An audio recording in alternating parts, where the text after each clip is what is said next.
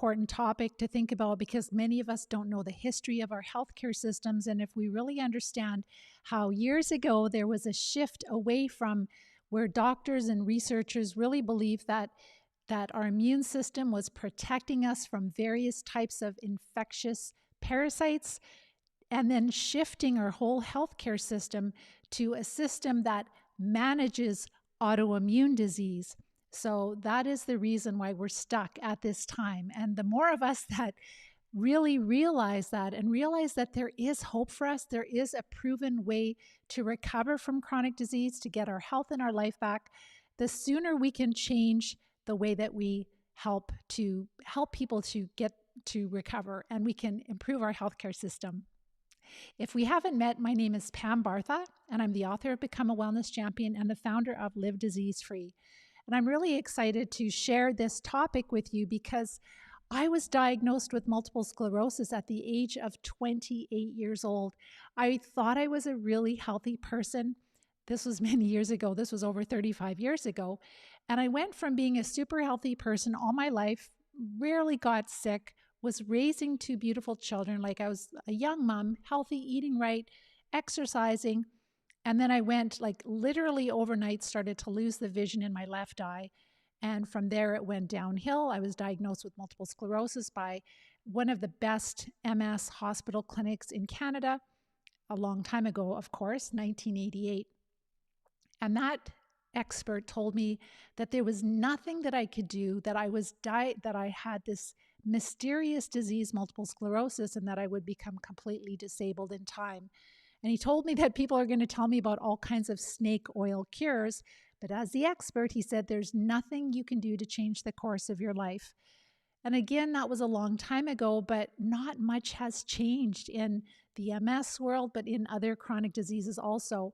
And so that's why this topic is so important, because in order for us to actually find a cure, we have to get rid of this death grip that we have on our healthcare system, the grip of treating autoimmune disease, and again, with maintenance drugs, immunosuppressive maintenance drugs that we're supposed to take for the rest of our life or as long as our immune system can handle it.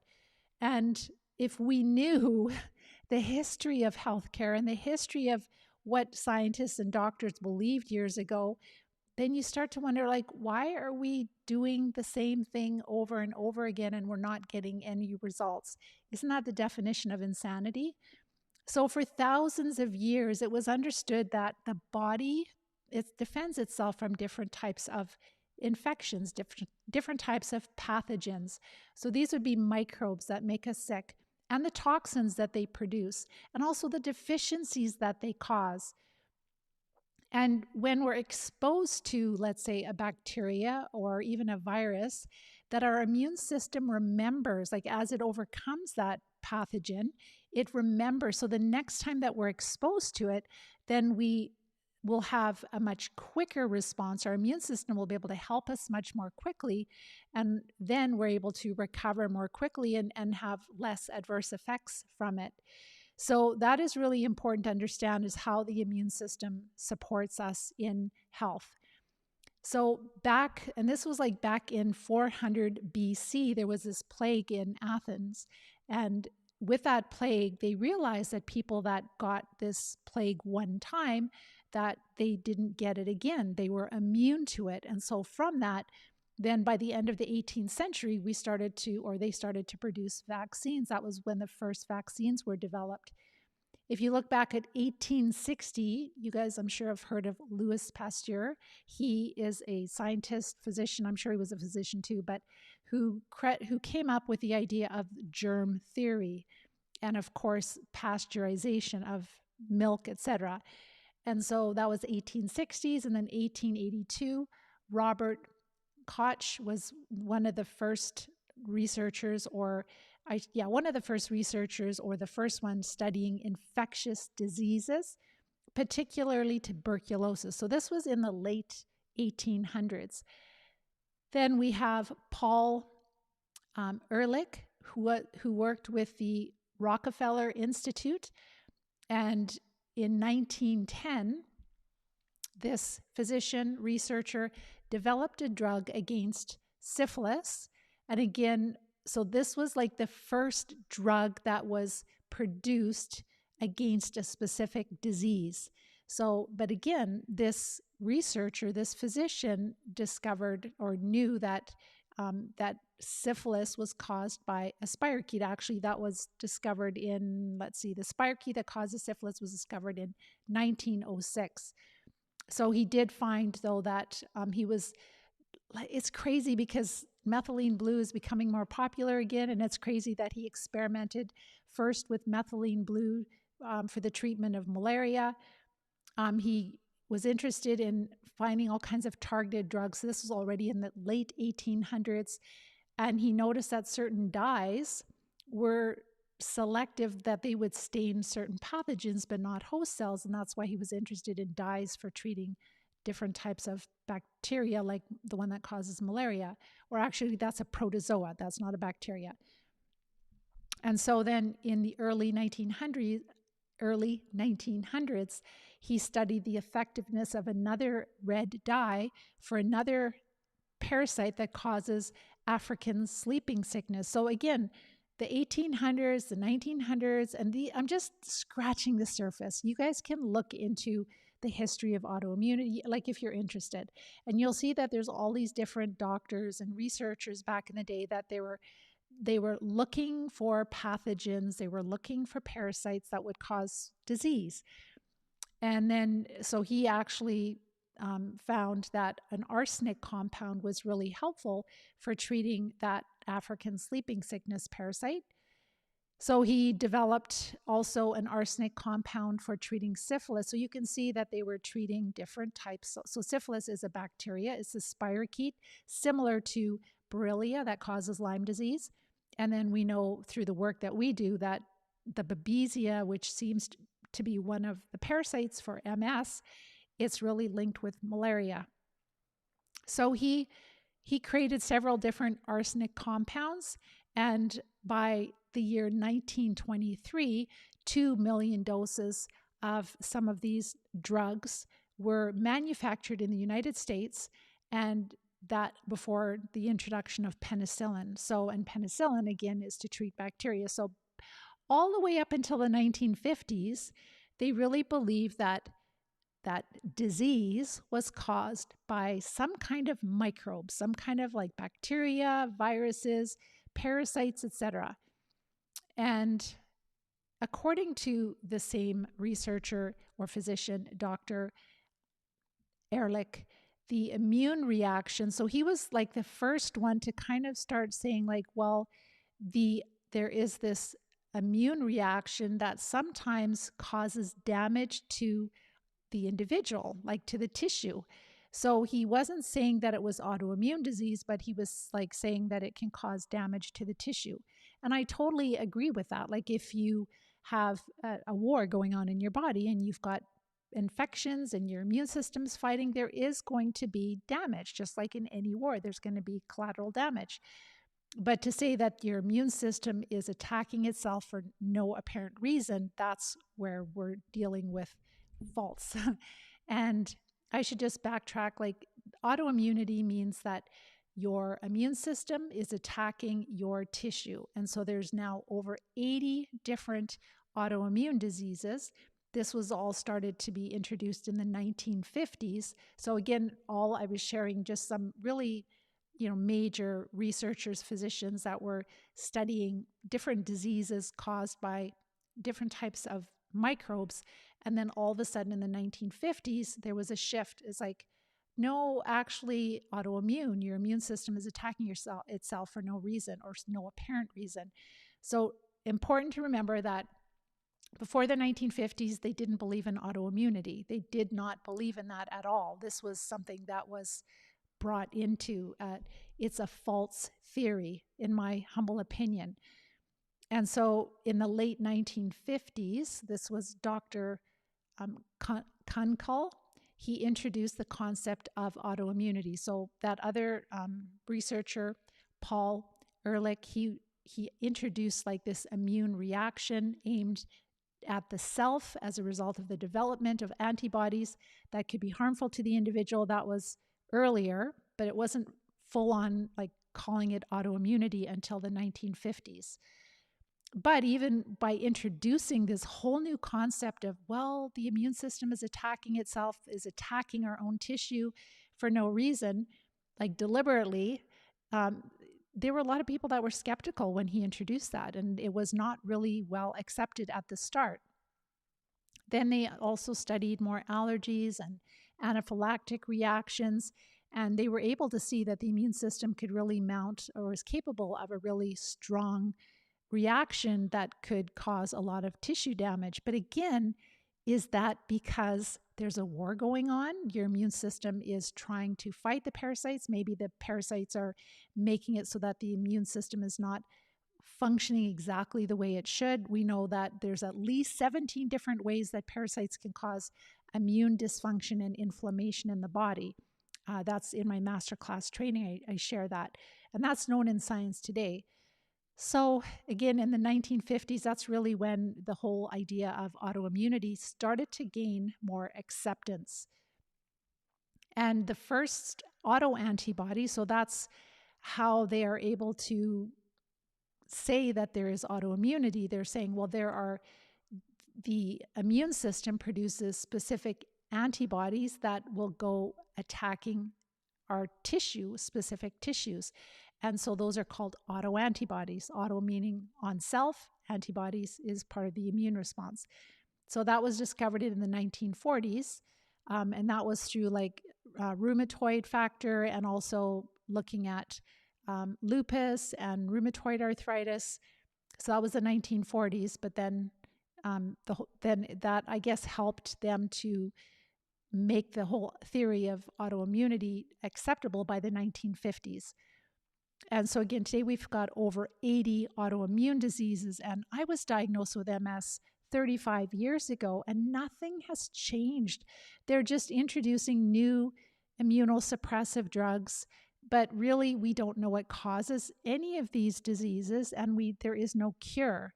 So that's really important, because that's really good for business. If you don't have a cure, you can keep producing a product for your customer for the rest of their life, or as long as they can handle it. And what's really interesting is that, I'm just going to talk about MS, because we could talk about all different diseases, but we would be here forever. But if you talk about just multiple sclerosis, through my own experience in serving hundreds and hundreds of people all over the world, that when you have MS, usually you don't just have multiple sclerosis, especially if you've had the disease for several years. Very often people will have MS and diabetes, MS and cancer, MS and arthritis, MS and inflammatory bowel disease. I've even seen epilepsy, and it goes on and on, trigeminal neuralgia, eczema, psoriasis, you name it. So people can have 3 to 5 autoimmune diseases, including their MS. And then you start to wonder, how is that possible? Your immune system is just attacking different types of tissue all over the place. That just doesn't even make sense. It doesn't. So, and then too, you have all of these separate maintenance drugs, disease-modifying, immunosuppressive maintenance drugs for all these different diseases. It's really crazy. So the whole concept of autoantibodies, if we look at just multiple sclerosis, for example, maybe just 2 or 3 years ago, there was a panel of, I'm sure they're neurologists that are heavily into the research of multiple sclerosis. And they were discussing, MS being an autoimmune disease. And then another one of the neurologists, you can't call it an autoimmune disease because we've never isolated an autoantigen. So the autoantigen is it's like the part of us that the autoantibody goes after. Right. And so they're yeah, we can't call it an autoimmune, but yet you go on, watch videos, and everybody calls MS an autoimmune disease. And with respect to autoantibodies are called the hallmark for both autoimmune disease and cancer. So autoantibodies, they feel that they're present in cancer also, not just in autoimmune diseases, but they also occur in healthy people. So these things they call autoantibodies that are supposed to be our antibodies that are attacking our tissue, they are also present in healthy people. So go figure, it's just insane. And anyhow, so the rheumatoid factor can be detected in the serum of patients that have chronic bacterial endocarditis and other chronic infections. So they're linking some of these things they call autoantibodies in arthritis, where people have infection. And the really good, I call them hero doctors that I study under, they say you can never have what they call an autoimmune disease without an infection in the body, without some type of parasitic chronic infection. It's usually a chronic infection because they're not able to pick it up with their tests. And that's the case. And that's what the research is showing also. And so that would also be true for the serum of patients that have systemic lupus and also individuals without disease, particularly in elderly populations. So they'll notice that these autoantigens will be present in people that are older too, just like they find lesions in older people, people that are over 50 that don't have multiple sclerosis. So the autoantibody theory has not been proven. So although they might talk about it, it's a theory and it's not a fact. And that's really important to know. It's not a fact. There's like research that's conflicting. And after this many years, from the 1950s up until 2024, if we are still beating a dead horse with this whole autoimmune, autoantigen theory, isn't it time we started moving in a different direction?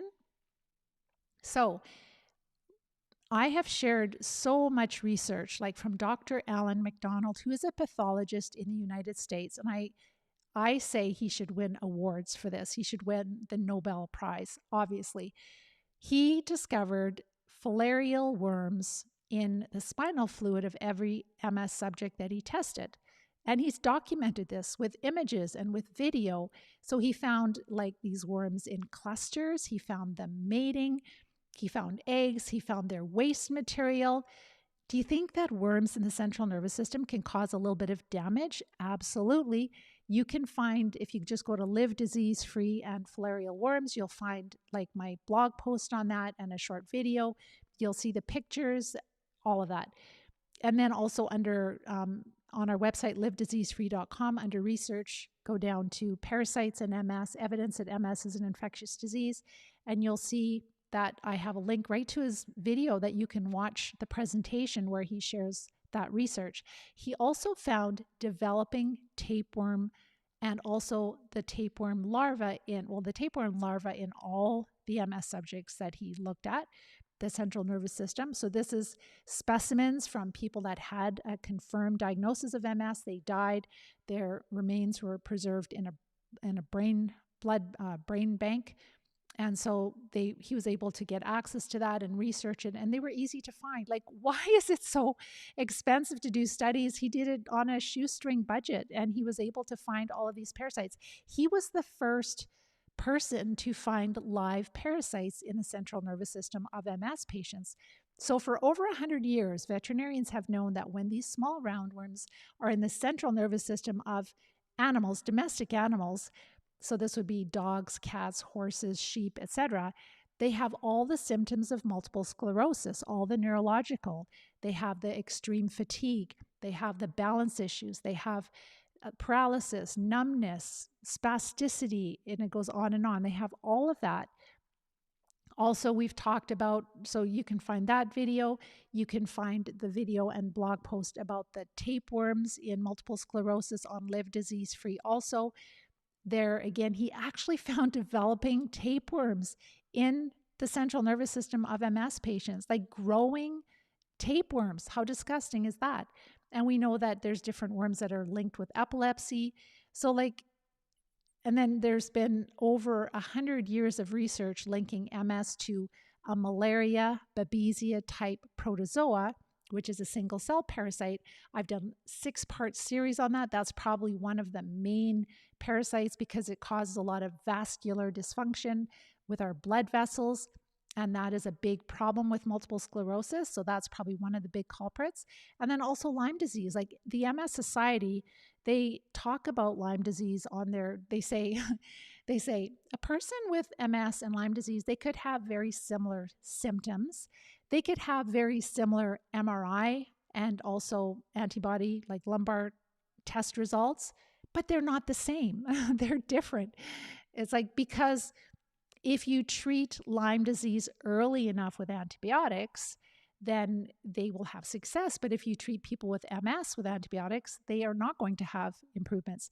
But then I've shared with you studies where they have actually they've been involved. The MS Society has been involved in funding studies of giving antibiotics to MS patients, and their results said that the antibiotics did help, especially in the early stages of MS when people have the clinically isolated syndrome, like the first MS attack. So there is so much evidence. If you want to see that evidence kind of neatly summarized, it's in my masterclass training, and it's so profound. Like, we're talking about, like, even with the malaria babesia, like over 75 studies linking MS since the late 1800s. Again, back in the day before autoimmunity, they were actually treating people for malaria and finding that people that had multiple sclerosis and received the quinine drugs back then, they had amazing recoveries. And they're like, why is that? And so then a few, I call them hero doctors or hero researchers, they would study this further. And so I shared a lot of their findings. So all of that you can find on Live Disease Free. Just type in the Google search, do Live Disease Free and malaria, and you'll find like there's 5 or 6. It's quite a big, like 5 or 6 different posts that I did on different aspects of that infection. So, and this is just MS that I'm talking about. If you talk about cancer, I've done a live event. You can find cancer, Live Disease Free, cancer and parasites. And there are so many current studies that are like, interesting, like all these different parasite drugs could be promising new treatments for cancer.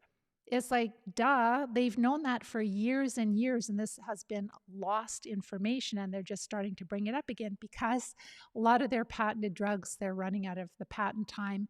And with that, they have to come up with new drugs. So they'll repurpose old drugs. They'll take it off the market. They'll give it a new name. They'll give it a facelift. They'll give it a new application, and then they can charge it. If it's a new application, like if they're going to use it for a different disease or then they're able to repatent it because it has a different purpose. It has a different use. But it still is all in suppressing the immune system because they believe, and this is like stemming back, one last thing I'll say about MS is that look at the 2017 McDonald criteria. It's available online. I've done a talk on that. I'm sure I talk about that a lot on different videos, but you can look up the PDF, look up McDonald or 2017 McDonald criteria PDF, and then read, like just scan through it. I know if you don't have a lot of science background, it might be heavy, but basically they're saying that this is how we diagnose and treat MS around the world. Like, this is the standard of care for diagnosis and treatment. And that's the problem, is that we have these centralized healthcare system. When you have a centralized healthcare system, then unfortunately other interests can influence them and influence how we treat disease. So they are only interested in looking at the MRIs and looking for lesions. They don't care where the lesions are coming from or how we get them. They're just looking for lesions. And then they're also, maybe we need a second opinion, so we'll do a lumbar puncture looking at antibody bands. Again, antibodies are used by the immune system to help us to recover from infections. So why, like Dr. Alan McDonald's work, why are they not interested in looking at it? Why are they not interested in proving him wrong? They're not interested in proving him wrong because if you look on the last 2 pages of the McDonald criteria, that criteria is funded by the drugs that are sold to treat MS by the companies. So the companies are funding that. This is a huge conflict of interest. The companies are funding the way that we diagnose and treat. It's like guaranteeing the sale of your products. And that is where we're at today. And you can see, just look at the last 2 pages. It's all the companies that are selling the MS drugs. They're funding, they're making sure that there's a market for their product. And that's what's so frustrating, is that we're stuck. Our healthcare system is in this gridlock. And that's why I call this the greatest deception, because that simple shift away from infections, where lots of universities would be focused on looking like which are the infections that are causing disease in specific diseases. Are there different ones in MS and cancer or arthritis? Are there some similar? And about finding better testing methods. Like right now, our very best tests for parasites are maybe picking up not 10% of the parasites that we have. So that's not acceptable. So the reason that and like in Canada, it's just brutal. Like, so we have this understanding that, for example, a Babesia malaria is one of them. And I see that really commonly in my students with their symptoms, with their blood work, etc. And then all the research showing I've done an article on MS as a vascular disorder. You can find that on our website also. Fascinating, all this research.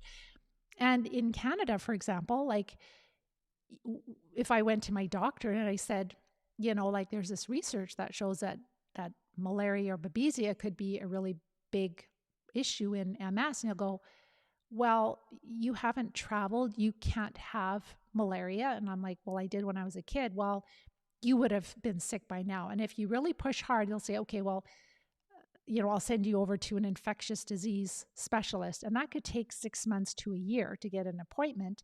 Once you go to them, they can run some tests, and the tests they do are so inaccurate, nothing will show. And it's like dead end. You're not going to be treated for this infection that you have in Canada. And that's how tough it is here. The United States is a little better, but Australia, New Zealand, very similar to Canada. And so people are dying. People are suffering so terribly, so needlessly, because we are not treating the cause. We are not curing people. And yes, we can cure people. And if we would allow our healthcare system to really look for the cause and look for specifically which parasites are causing cancer, which parasites are causing Parkinson's and ALS and PLS, we would not need this multi-trillion-dollar healthcare industry. It would be sustainable. We would be able to go to our doctor like when we're healthy. Like early on for me, it's like, I'm losing some weight, I've got constipation, I've got some gas, I wake up throughout the night, a little bit of fatigue, I just don't have the same energy. Oh, well, we should just do a quick test and see which parasites you have, correct your microbiome early on before you have a chronic disease label, and send you on your way. Could you imagine like not needing all the neurologists, not needing all of the MRIs, like maybe in very small situations you would need something like that, like to just maybe things got too advanced and you need to check to see like a CT scan. But if you could go to your practitioner and be helped early on, it would be absolutely amazing. And it would save, like people would have they would not end up in a situation that they're in right now where they're literally dying. To me, it's just criminal. And I want to say too, I'm not against our doctors. When you go to school and you learn a certain methodology, a way of thinking for 10 years plus, it's not their fault, right? They go in thinking that they're getting into something that maybe they don't realize what it really is until you're in it. And then you realize, well, I went into, and the nurses too, and all the health, I went into this because I want to help people. But this is the way that it is. This is how we help people. And they're told that this is the only way to help people. This is the very best way to help people. You are the expert in the whole world. So it's not their fault. They really, and they're super busy. Like if you think you're busy, like if they're doing shifts in the hospitals and night shifts and, they're running a whole clinic with staff, it's exhausting. Right? And do they have time to go outside of their field? So like I would love to develop some continuing education courses, but will the College of Physicians allow that? No, they screen what the doctors are learning. And who has been heavily influencing what the doctors are learning? It is the pharmaceutical company. So again, we are in a terrible gridlock. But there is hope. I don't want to leave you hopeless. Like, we have wellness champions that for at least 8 to 9 years have been following a proven plan, the Live Disease Free plan, where they are taking responsibility for their health. They are playing an active role in their healthcare, and they're doing it in the most cost effective way. So it's not about going to integrative practitioners and spending hundreds of thousands of dollars on their health. They're doing it on like a really tight budget, really focusing on things that are important, things that are going to help them to recover, because there's so many things we could do that aren't going to make any difference. Like a lot of testing, unfortunately, it's not going to give you the data, the information that you need, and it's going to cost thousands of dollars. Supplements, there's so many supplements you could take that in theory could be helpful. There are so many different like blends, and I shouldn't say blend, lines of like different product lines of parasite herb blends that are not going to be enough for us to recover from things like multiple sclerosis. Sure, if you're a healthy person and you have a little bit of gas or bloating and you want to try some herbs like black walnut, cloves, and wormwood, etc., sure, go ahead and do that. You'll probably pass a couple of worms. But when you have chronic disease, we have not found that we could just get those larger worms out with just herbs alone.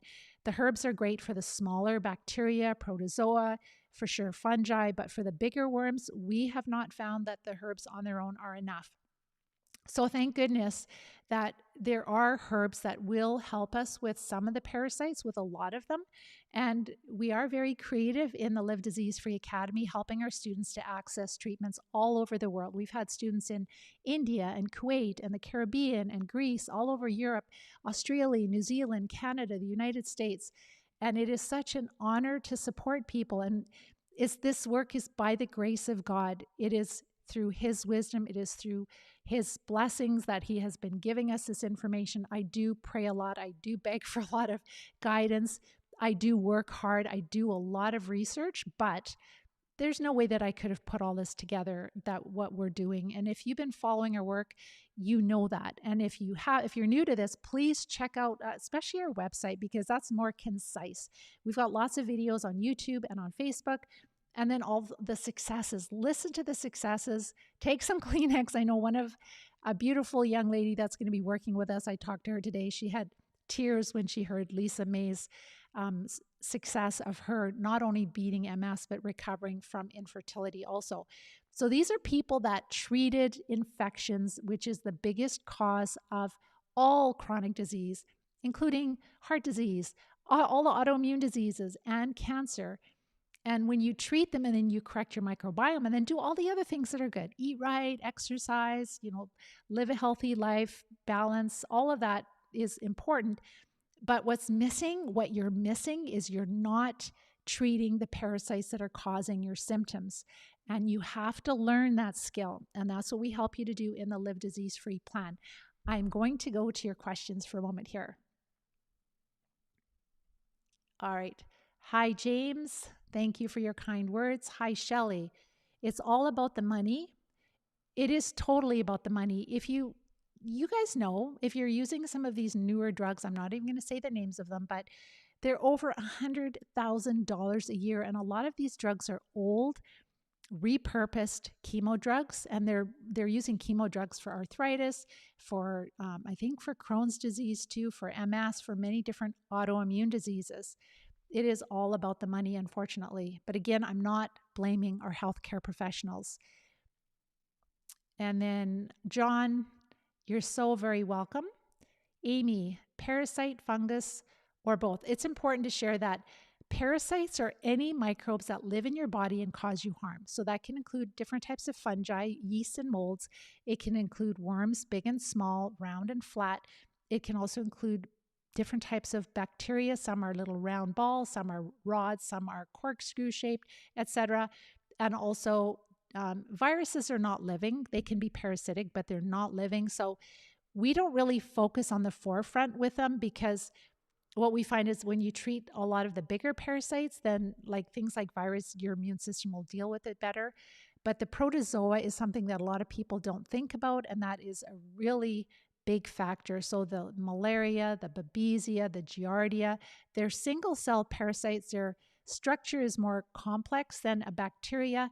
they can cause a lot of amoeba, they can cause a lot of inflammation, but so can things like flukes. Some of their other roundworms, definitely you feel better when you pass them, but the flukes can cause a lot of inflammation, as can the protozoa and bacteria. And it's all about the level. So we all have a certain burden of parasites in our body. You can't live on planet Earth without having it. But it's if we've been on too many antibiotics, that really disrupts our ecosystem, that natural defense that we have, especially in the digestive tract, that defends us from parasites getting a grip and being able to really become populated.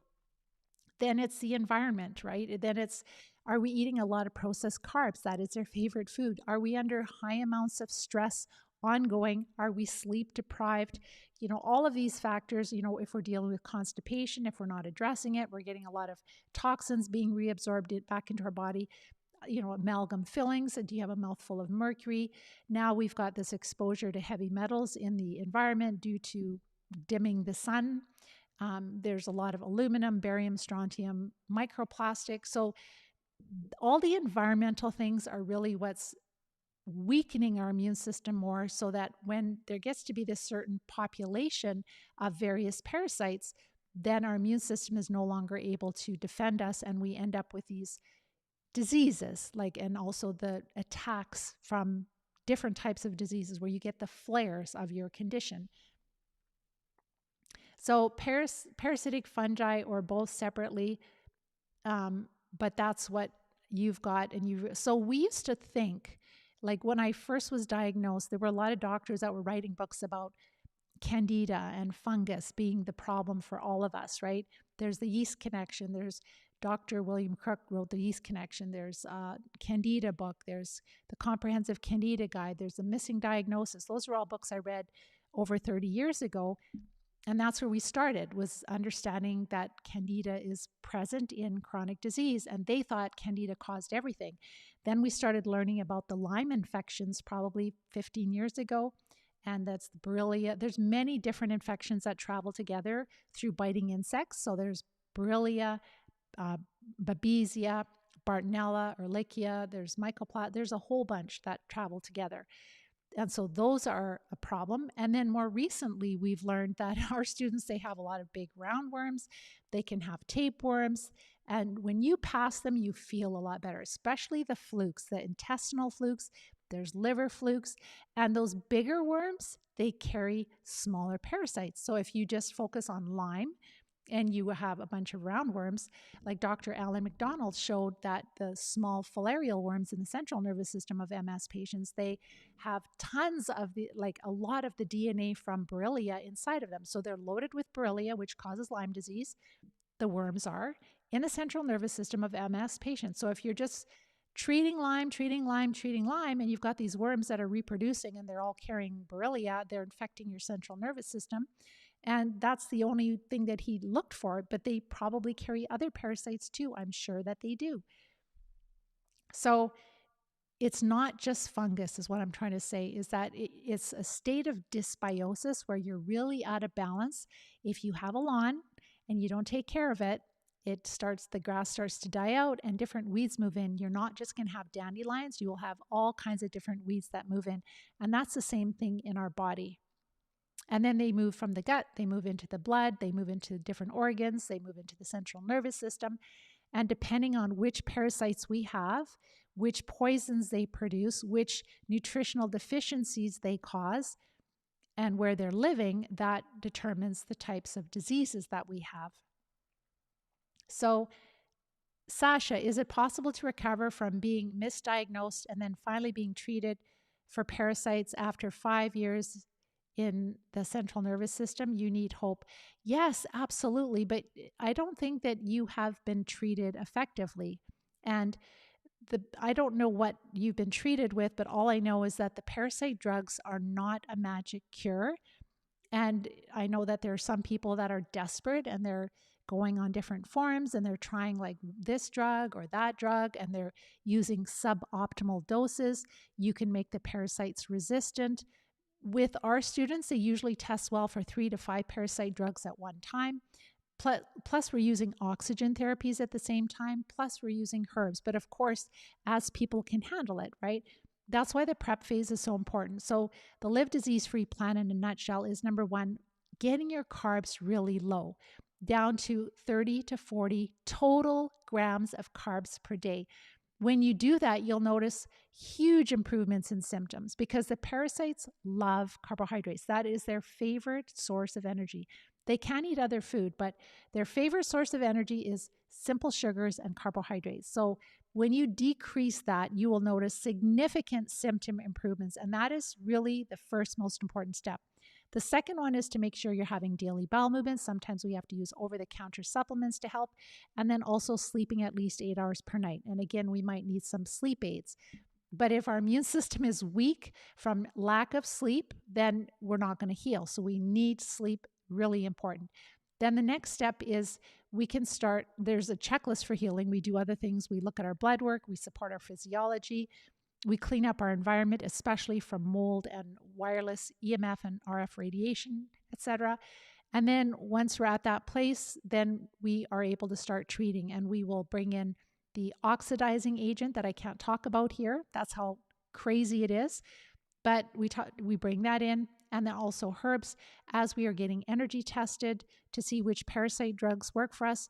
And then we work together with practitioners and we build a plan of how to take them, because the practitioners at this time, the vast majority of them, don't have experience treating parasites. They might have some experience treating candida or Lyme disease, but I'm hoping that this changes sooner than later, but they don't know how to to treat the protozoa very well or the worms. And those are really the bigger factors.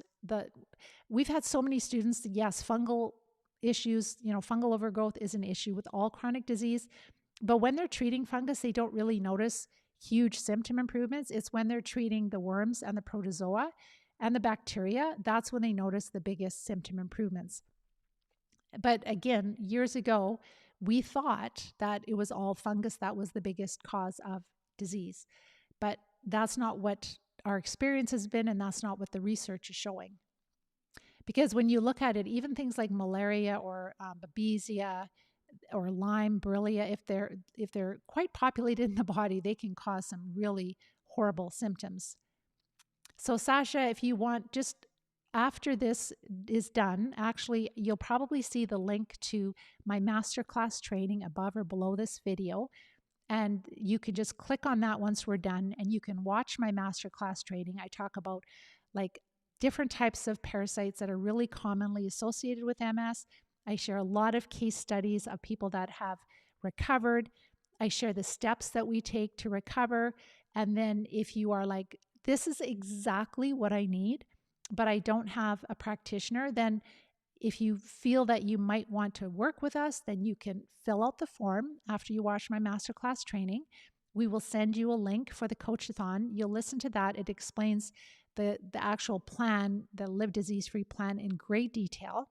And then if you want to chat with me to make sure it's a good fit for you, then you can book a time in my calendar and you can get started. And we just had one for sure join today, and then one other said she's going to, and I'm sure she's going to, and I'm really excited. So it's so cool. Like when you find the answer, some of you have been suffering for years, and there is hope. And even like in Canada, where it's like so difficult, it's by the grace of God, He's still opening doors. He's still giving us the whatever treatments we need. We're still getting access. And what's really exciting is that we are seeing a shift in practitioners, even in some neurologists, just a few, but where they're much more open to the idea of parasites. Practitioners definitely are. Functional medicine, of course, they're interested. They just don't have the experience. And so this is something that you need to work with somebody who has the experience so that you treat effectively and safely. And that way we're educating our doctors, and then they can just run with it with other patients that they have. Yes, Amy, absolutely. Yeah, our food supply is awful. Right now, I'm just loving, and I'm kind of sad because we're getting into fall in Canada, but buying local produce from local farms. Like I had a plate full of arugula from a farm this morning. It was like, that's my breakfast, a couple of eggs and arugula. And I put a slice of tomato on top, lots of extra virgin olive oil. And the flavor is just so delicious. Like broccoli, all vegetables taste so good. And then I made a hamburger soup and I threw things like a little bit of string beans in it. It was just so delicious. And then we're going back to winter and then getting the vegetables from the large commercial farms, and they're very expensive and they don't taste like anything. Their nutrition is greatly diminished. You found the MS Society to be 99% useless? Absolutely. And which is really sad. There was, in our area in British Columbia, Canada, where I live, it really depends on who is the person in charge for the society in your area. And they used to have like chapters in all the bigger towns or cities, and now they've kind of centralized them to larger cities because they're really not very popular anymore. But there was a really good person in charge in our area, and she let me speak years ago, and they loved it, and we had students join, and it was so amazing. But they're really heavily funded by Big Pharma for sure. Sasha, what herbs to take along with the antiparasitics that pass into the central nervous system? So to treat tapeworms, roundworms, filarial parasites, this is not something we can just talk about over like on a live event. I have to be very careful because if I say, oh, take this drug and take this herb, then it's like, oh, Pam told me to do this. And I'm not a doctor and I can't give medical advice. But what is really important too is to be energy tested. It's important for you to be energy tested so that you see which ones are going to be helpful. But in a general sense, I've shared different names of parasite drugs. So what can be for some people like quite commonly helpful is something like albendazole and ivermectin and praziquantel, parental palmitoate, niclosamide, nitazoxanide.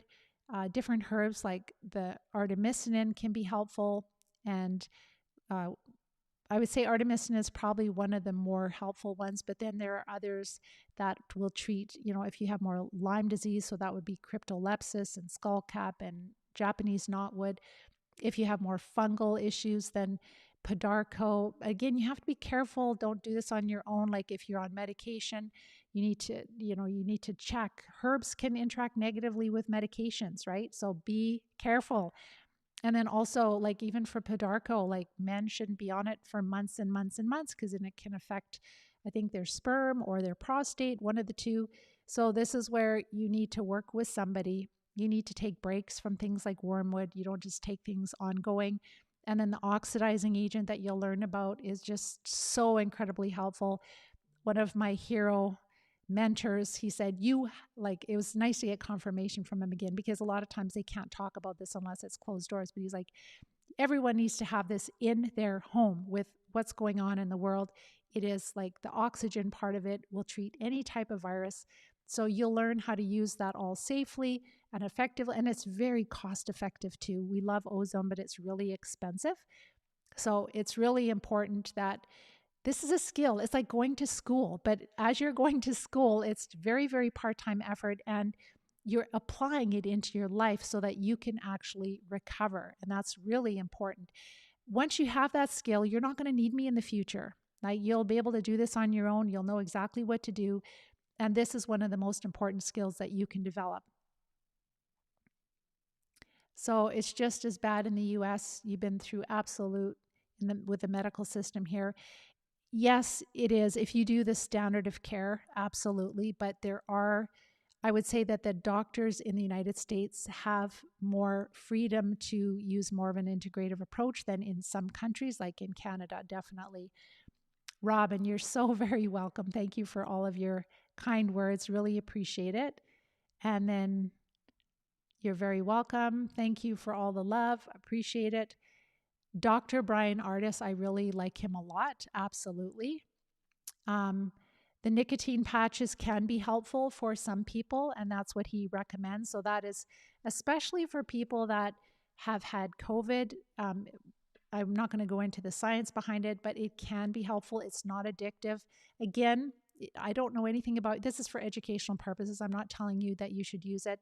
Some people will notice, especially if they have long COVID or if they've been vaccinated, they might notice that the patch helps them. Like they might get their taste and smell back really quickly. They might have more energy. If you don't notice any difference, don't take it, but there's an amount. Don't go too high. Don't use it at night because it's just like a stimulant, but it's non-addictive. But that's another thing that you need a little bit of guidance through. But definitely, it has been helpful for people. It's not a cure. It's not getting to the root cause. It's not treating parasites. But sometimes we can use things to help manage symptoms while we are curing the cause, which are the infections. Okay, just a couple more questions here. Really good questions. If you were to use specific diagnostic analysis instead of employing standard of care serology screening as an incentive for committing malpractices, if they would use specific, accurate diagnostic analysis instead of employing fraudulent standard serology, so these different tests are using, it would be an incentive to start committing malpractices. So the key is that they don't want to look for the cause. Like they have a really good gig going. The people that are really influencing our healthcare system. So these would be, I believe it's the health authorities and centralized health. This is the problem with centralized, where we have one standard way of doing everything. We're taking the autonomy away from practitioners. And you're right, they're using these very inaccurate tests. So it just keeps us in this, even with MS, like even with doing MRIs, it can take months, if not years, to get a diagnosis, right? And then please, if you're going to get an MRI, if they want you to do it with contrast, I've done a talk on that too. Make sure to check into that, because that dye is crossing the blood-brain barrier. It is building up in the brain. It is a very toxic heavy metal. You don't have to do it. You can say no to it. So that's something that you definitely need to look into also. Okay, there's quite a few questions. Type your questions in. Our team will answer your questions. But I'll do one more. So there's lots of videos on YouTube and on Facebook, Live Disease Free, and also the successes. So there's a lot of different variants of Candida, a lot of cousins of Candida. So I've got MS and I've been taking garlic and cloves for 2 weeks now. What should I do to get rid of the big worms in me? Well, number one, Rick, diet. Follow the Live Disease Free diet. You'll find all the guidelines on our website, livediseasefree.com. They're free under research. And then, so get the carbs low enough. You'll really notice improvements. And then with the garlic, that is great. Chop up some garlic, put it on a spoon, start small, 1/4 teaspoon. If you're on a blood thinner, just know that garlic thins your blood. So be very careful. Again, educational purposes is what I'm doing. I'm not giving you personal guidance, but garlic is very helpful. But the diet, getting the bowels moving, having daily bowel movements, and making sure you're sleeping, and then you can do things like this is where you need to work with somebody when you get to the treatment part, right? So reach out to us. Watch my masterclass training. I talk about all the steps there, and you can find that link to the masterclass training right above this video, I believe, or below it. It depends if you're on YouTube or Facebook. You'll see a link to it. It's very, very comprehensive. And then again, if you are considering that you want our support, then fill out the form. And after you fill out the form, then you'll watch for an email from us, and then watch the coach-a-thon, because that really goes into more detail of the plan of the program. And then if you want our support, just book a time with me and we'll talk to make sure it's a good fit for you. I always talk with people before they join or after they join, because I want to get to know you. I want you to be off to a really strong start. And as I mentioned on the last call, we're in September. We're heading to the end of 2024. Before you know it, it's going to be Christmas and the snow will be flying.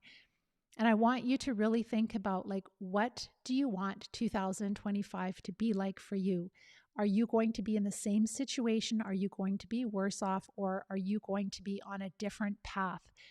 And we would, if you need our support, we would be honored to support you in the Live Disease-Free plan. So make sure to watch the successes also, start following the diet, go through my blog posts on our website, the articles, and really start to build up your belief system so you know in your heart this is what you need to do, and then reach out and get some help. So if you enjoy these topics that I share, I should first say too that all my notes and a shortened version of this video will be available on the weekend, like by Friday. So make sure that you're on our mailing list. So you can just go on our website, livediseasefree.com, and fill out the form. And that way you're connected with us and you'll know when I go live. You'll know every time the newsletter comes out. And then you can share that with others. That's how you can help us to get the word out. That's how you can help us to bring change, is to share the work that we're doing, and to like and share and subscribe this video, or subscribe to this video and like it and share it. And otherwise, I hope you have a wonderful week, and we will talk to you next week. Take care and bye-bye for now.